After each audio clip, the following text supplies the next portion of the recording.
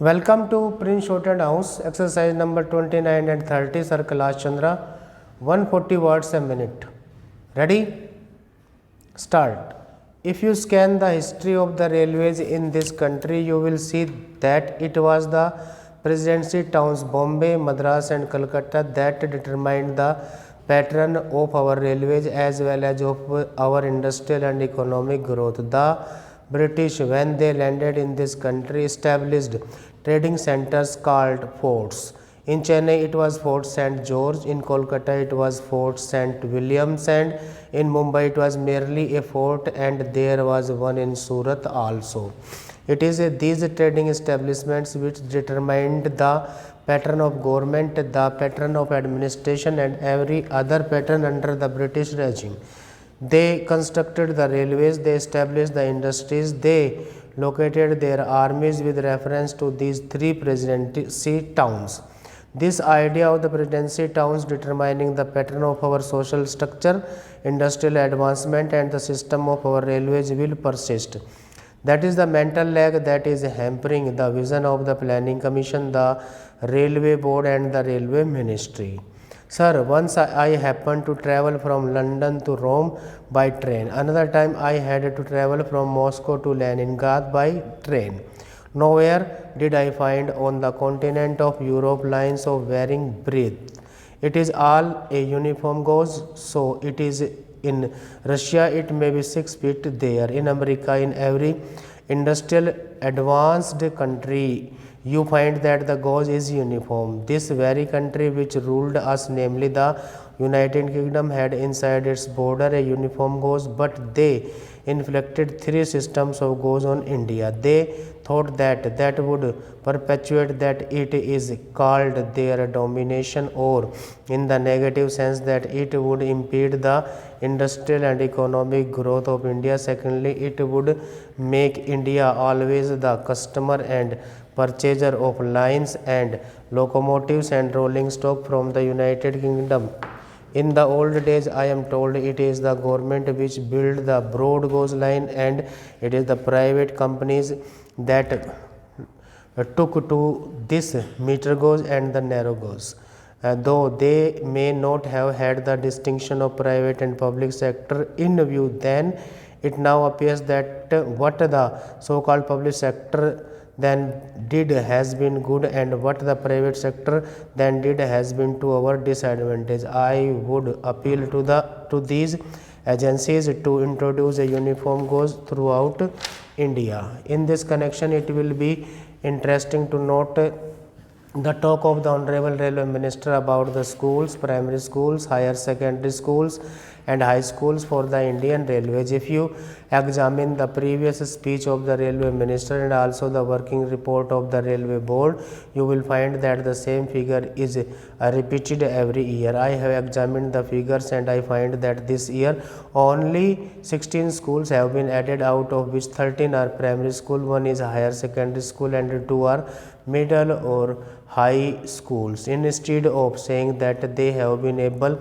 only to provide 13 primary schools or 1 or 2 more high schools or higher secondary schools, the same figures are repeated in the speech. Although the Railway Board has all along been saying that education is the responsibility of the state and therefore the Railway Board does not own his responsibility, I would like to remind the Railway Minister about the agreement reached between the National Freedom of Railwaymen and the Railway Board in the year 2013, according to which the Railway Board undertook to provide primary schools for the education of the children of railway employees. Sir, I told you early I had to say many things on the floor of this house, but I will conclude with only 1 or 2 more observations. I will first deal with the labor relations on the Indian Railways. I slightly differ from my honorable friend when he quoted me as saying that the permanent negotiating machinery has completely failed. It is a fact that this machinery is not functioning satisfactorily. At certain places it has failed, there is no doubt about it, but I would say in this house most frankly that at the board's level this machinery has been working successfully. But this is not the position so far as the zonal railways are concerned. I do not say that in all the zonal railways it is so, but in certain zonal railways and in most of the divisions of these railways it has failed. I was expecting that the railway minister would examine the working of this machinery in all the railways. What is the greatest defect in this machinery? This machinery suffers to the extent that at the board level, if there is difference of opinion between the railway board and the railway labor, no arbitration machinery is provided to settle the disputes. The provision in this machinery is that as and when an occasion arises, an ad hoc tribunal would be set up by government. Next para. May I, Madam, draw the attention of the Honorable Minister to an important committee set up by the Government of India in 1998 under the chairmanship of Mr. Nyogi, who was asked to inquire into the various problems of railway road coordination.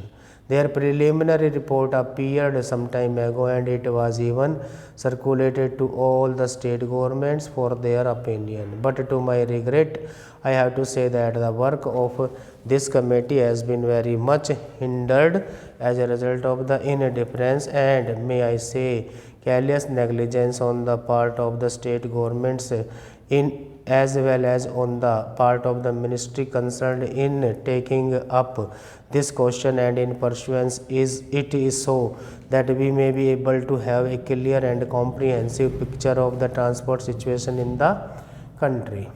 Now, railway transport, like any other mode of transport, is suffering under a major handicap, the handicap being that we do not know, nor does the railway ministry know, what the exact quantum of transport requirement in the country is and what the rising demand is which the railways are expected to cater to in future. Certain targets which have been worked out in the 10th plan have been given to us. In the 9th plan, we were given certain targets. But unfortunately, Madam, may I point out that all those targets were either gross underestimates or exaggerations. Throughout, we have not been able to have a well coordinated and progressive development of the transport system and in particular the railway system in the country. So anything we suggest today will have that kind of air of unreality without knowing fully or adequately what exactly the transport needs in the country are. We are not in a position to discuss or dilate upon the problem of the railways or the transport itself. Madam, last year when I was speaking on the budget, I pointed out that there had been planning of some sort, but within this planning there had not been sufficient planning in the functioning of the administration. There has not been planning in carrying out the various phases of the progress initiated in the plan or in the budget. Frequently, we come across the statement by the Honorable Minister that the railways have not been able to fulfill certain things.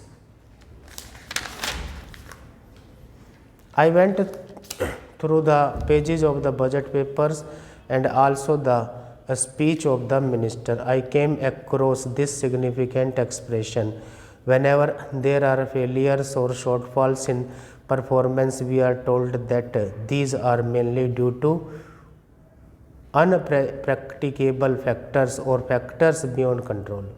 I do not think that some of the factors which my honorable friend would like to believe that they are unpredictable or uncontrollable cannot be anticipated.